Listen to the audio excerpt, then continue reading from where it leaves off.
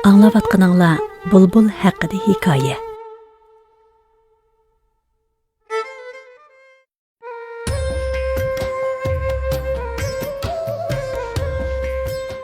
Burunning burunnisida bir xilvat makanda katta bir padişahlık bo'lgan ekan.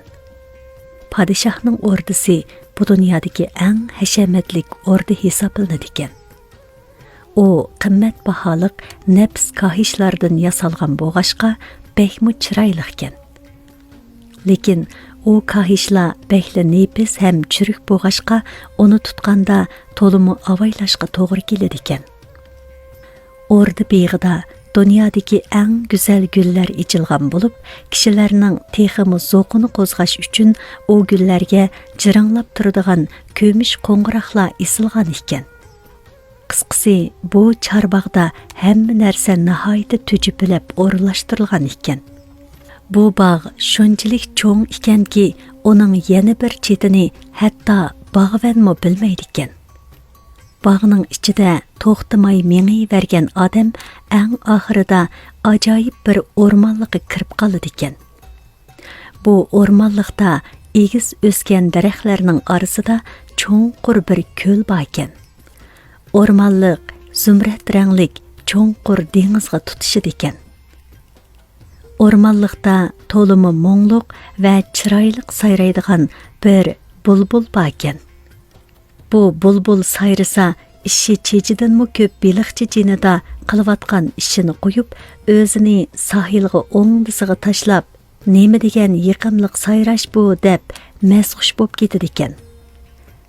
Jahonning har qaysi joylaridan kelgan ziyoratchilar bu xalliqni, charbog'ni va o'rdini sayohat qilgandan keyin og'ziga tegmay, "Pah, nima degan go'zal joy bu?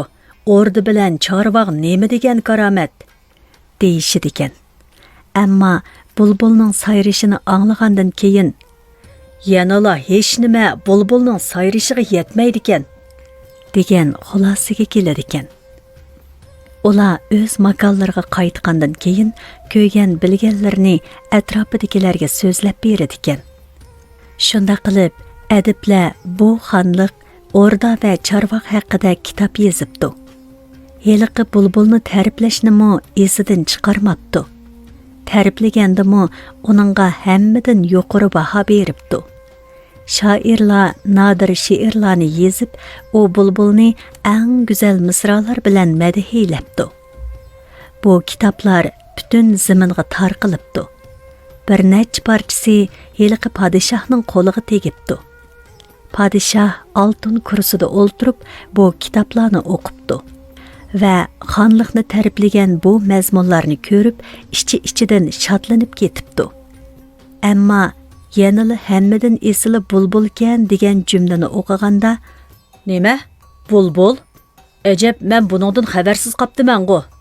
O mening elimda, mening o'rmonligimda yashasini men bilmay yuray. Bu zodi qandoq gap? Men uni kitobdan ko'misam, bilmay yurgidakman-da" deb sakrab ketibdi. Padişah eng yaqin vazirni chaqirtibdi va uningdan, "Anglasam tavalligimda bulbul deb ataldigan bir qush bormish. Bu ishdan xabaring bormi? Hammasi uni elimizdagi eng esil narsa. Uning oldiga o'tadigan narsa yo'q deb ta'riflashidi ekan. Nemishqa men shu chaqchi buningdan xabarsiz yurayman" debdi. "Padişahim, bulbul degan bu ismni menmu azaldan anglab boqmabdiman" debdi vazir. "Birarsi undaq bir qushni o'rdiga tortiqibmi boqmadi? Farmonim shuki, o qushni bugun kechda huzurimga keltiringlar. Xonliqimda bor narsani butun dunyo bilsin-u, men bilmay yuramdim. Bosh ustiga padishahim, men farmonlarni darhol bajo keltiraman" debdi vazir. Lekin o qushni zodi qayerdan topquliq? Vazir o'rdining ichida u yoqdan bu yoqqa yuguribdi. O uchirganligi odamdan bulbulni bilamsizlar deb so'rabdi. Lekin biladigan birmi odam chiqmabdi. Oxir o padishahning huzuriga kirib, "Oliylari, o kitoblardagi afsonalarga hargiz ishonmasizlar. u yozg'uchilar to'qib chiqqan to'qilma ekan. U kishilar og'ziga kelganini biljirlabdi, debdi. Yo'q gapni qilma. Sen ishni joyida qilolmay, yana boshqalarni yolg'onchi demsan. Men bulbulning navosini anglashim kerak. U qo'sh bugun kechda cho'qim huzurimga keltirilsin. Agar bugun kech u huzurimga keltirilmasa, har qaysinga tamoqni rosa to'yg'ichi berib, andin qo'sqinlarni dumboqcha og'ziman. Qulluq, debdi vazir va yana sirtqa chiqib, u yoqdan bu yoqqa yugurishga boshlabdi. Ordadagi boshqa amaldorlarmi uningga o'xshash u yoqdan bu yoqqa qalayimqon yugurib yuribdi.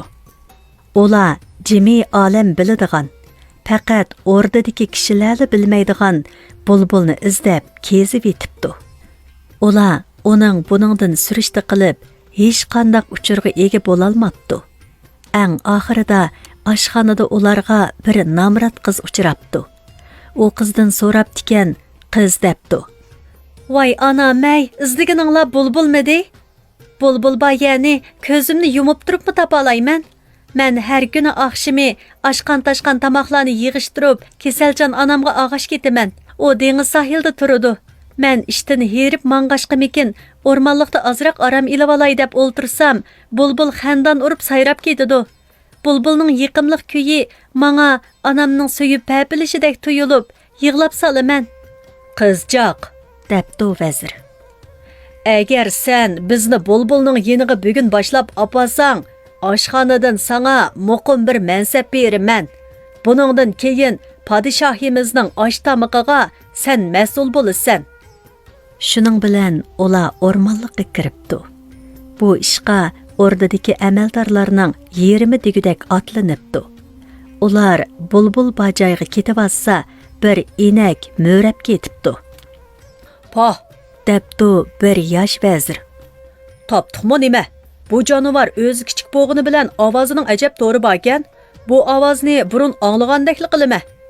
Bulbul sayramayotadi, kali mo'rayotadi, debdi qizjoq. Ular mengib hayal o'tmayla bulbul sayrashqa boshlabdi. Mana bu bulbulning ovozi. Gap qilmay jim turib anglanglarchu, ana u ov yerda sayrayotadi, debdi qizjoq daraxt shexida sayrayotgan qushni ko'zitib turib. Bulbuljon, deb to'labdi qizjoq. Shafoatli xaqonimizning naqshingizni anglag'isi bor ekan. Bekli xush bo'ldim, debdi bulbul va shodiyona sayrab ketibdi. Uning ovozi aynak soatning ovoziga o'xshaydi ekan, debdi vazir. Qaranglar, uning ovozi nima degan so'z? Uning sayrishini burun anglamaganligimdan hayronman. U o'rdida cho'qim qadr-qimmat topidi. Podshohga yana bir naqsha aytib bersam bo'lamdi, deb iltijo qilibdi bulbul. U aslida podshohni kelganlarning orasida bor deb o'ylab qopdi. Ey esilzodi qush, debdi bosh vazir.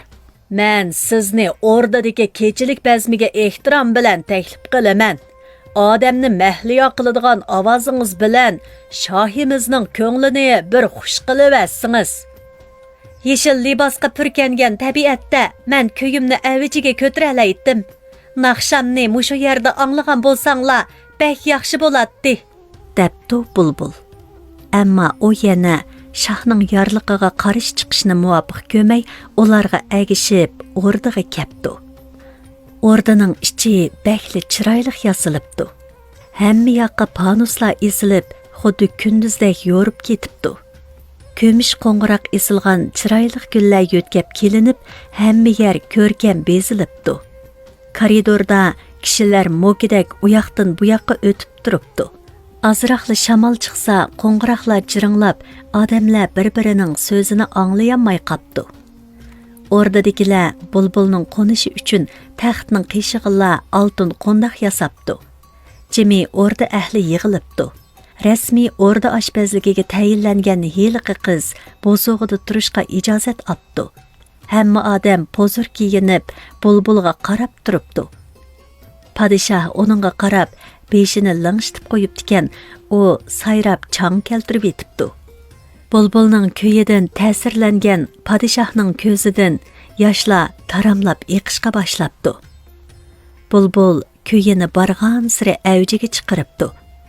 Uning navosi hammaylarning yurak tarilarini chekibdi. Padişah xo'shliqidan o'zining oltin po'pichini uning bo'yniga esib qo'yishga amr qilibdikan, Bulbul helimi erishgan shon-shuhratim yetarlik bo'ldi deb chiroyliqcha rad qilibdi. Padişahning yosh to'kayotganligini ko'rdim. Menga buningdan qimmatlik in'om bo'lmas. Padişahning har bir tomchi ko'z yoshi menga tugamas kuch-quvvat ato qildi. Men bu iltifotdan ming marta rozi. Debdi Bulbul va texmi yiqimliq ovozda sayrashga boshlabdi. Odamni o'ziga buncha maftun qilib olgan narsani umrimizda ko'mabdikanmiz, deyishibdi Esilzoda xonimlar. Biror ishdan osonlikcha rozi bo'lmaydigan g'ulam dedeklarmi o'z mamnuniyatlarini bildirishibdi. Qisqasi, Bulbul o'rda ahliga xushallik va baxt akabdi. Shunda qilib Bulbul o'rdada qapdi. U oltin qapasga solinib, kunduzi 2 qitim, kechasi 1 qitim chiqib sayli qilish ijozatiga erishibdi. U har qitim sayliga chiqqanda 12 mulozim uning putiga bog'langan masht lentini ching tutib mangdi ekan. Bu ish Bulbulga bakli har kepdi. Bundaq saylidan u qilchimi zo'q ololmabdi. Bu xosiyatlik qushning danqi butun ostoniga tarqalibdi. Hamma odamning eg'izidan Bulbul degan so'z tushmabdi. Kunlarning birida padişah ustiga Bulbul degan xat bitilgan bir xaltini topshiribdi. Bu mashhur qushim madhilangan kitobdan yana birini o'qiydigan bo'ptimanda, debdi padişah shodlanib. Ammo u xaltini ochirib tikan ichidan kitob emas, nafs yasalgan bir sanduq chiqibdi. Sanduqning ichidan to'limi chiroyli san'at buyumi, ya'ni sun'iy bulbul chiqibdi. Uning ko'rinishi tabiiy bulbul bilan o'pmi o'xshashgan. Ammo hamma yeriga brilliant, har xil ranglik yoqut qo'yilgan ekan. Bu sun'iy qushning purjinisini chingitib qo'ysa, xuddi tabiiy bulbulning o'zidek naqshi aytalaydi ekan. Yana texi quyruqini ostin-ustin harakatlantiraydi ekan. Badanidagi har xil ranglik yoqutlar naqshining ohangiga moslashib, val-vul qilib ko'zni chaqnatadi ekan. Uning bo'yniga chigilgan yipak lentiga bizning bu bulbulimiz albatta silining bulbullariga yetmaydi, lekin bu siliga bo'lgan ko'nglim degan xat yozilgan ekan. Aslida qo'shni xalqning shohi buni padişahga ko'ngil sovg'isi qilib avatgan ekan. Voh, nima degan qaltis? Voy qaranglar, nima degan karomat, nima degan chiroyliq, deyishibdi o'rda ahli. Shuning bilan ular sun'iy bulbulni akelgan odamga xosiyatlik bulbul akelguchi elchi degan chiroyliq nomni beribdi. Endi 2 bulbul tang sayrasin, cho'qim ajoyib kuy-navo paydo bo'ladi, debdi ko'pchilik. Degandek 2 bulbul tang sayrashga boshlabdi. Lekin ovozlari faqatla mos kelmabdi. Chunki tabiiy bulbul naqshini o'z uslubi bo'yicha aytadi ekan. Sun'iy bulbul bo'lsa, belgilab qo'yilgan ohanglardan boshqa naqshini aytolmaydi ekan. Uningda gunoh yo'q, debdi o'rdining bosh nag'michisi. U udarga bakmi tushirib aytadi ekan. Uning ustiga uslubi bizga yaqin ekan. Shuning bilan sun'iy bulbul naqshiga yolg'iz tushib, tabiiy bulbulga o'xshashla olqishlanibdi. Yana kelib, uning ko'z chaqnatadigan chiroyli taqturqi haqiqiy bulbuldan chandan ustun ekan. Sun'iy bulbul bir naqshini 30 qitim aytib hamabdi. Anglavatqanlarmi 30 qitim anglab hamabdi. Bir chaqda padişahning esiga haqiqiy bulbul keptida, amdi navbat uningga keldi deb shunda qarasa, u yo'qmish. Aslida haqiqiy bulbul sorun ahlining butun diqqat e'tibori sun'iy bulbulga markazlashib qolgan fursatdan foydalanib, ochiq derazadan uchib chiqib, o'zini yeshil o'rmonga otgan ekan. Bu qandoq gap? Deb xafa bo'pti padişah. Vazirlar uni Tozimi tuzkor bir nima ekan bu? Shuncha qilganimizni bilmadi, deb tillab qag'abdi. Andin bo'ptila, kes ketaversin o bevafo. Bu bulbul uningda yaxshi emasmi? deb o'z ko'ngillariga tasalli beribdi. Naqshi aytish suni bulbulga qapdi. O naqshisini yana boshlabdi. Ko'pchilik bu naqshini yana qayta anglashga majbur bo'ldi. Baş nağmıcı onu rasa köptürüp maqtab, O naqshini haqiqiy bulbuldan mo'ngliq aytadikan. Yani kelib uning tashqi qiyofati ajoyib chiroyli ekan, debdi. O yana, podshoh oliylari, muhtaram zotlar, esilzodi xonimlar, ko'rib turibsizlar, rost bulbulning nima naqshi aytadiganligini hargiz oldin bilolmaydik. Lekin bu sunniy bulbulning ichiga hamma narsa oldin o'rinlashtirib qo'yilgan. Uning ichidagi hamma narsa hisobliq ham muqim. Nimani xohlasanglar shuni anglay olaysizlar. Uni qandoq boshquraman desa boshqurg'ili, kuyining nadin boshlanib, nada to'xtaydiganligini, kaynidagi kuyning qandoq boshlanadiganligini bilgili bo'ladi, deb qapshibdi. Ha, to'g'ri, biz shundoq o'ylaymiz, debdi atrofdagilar.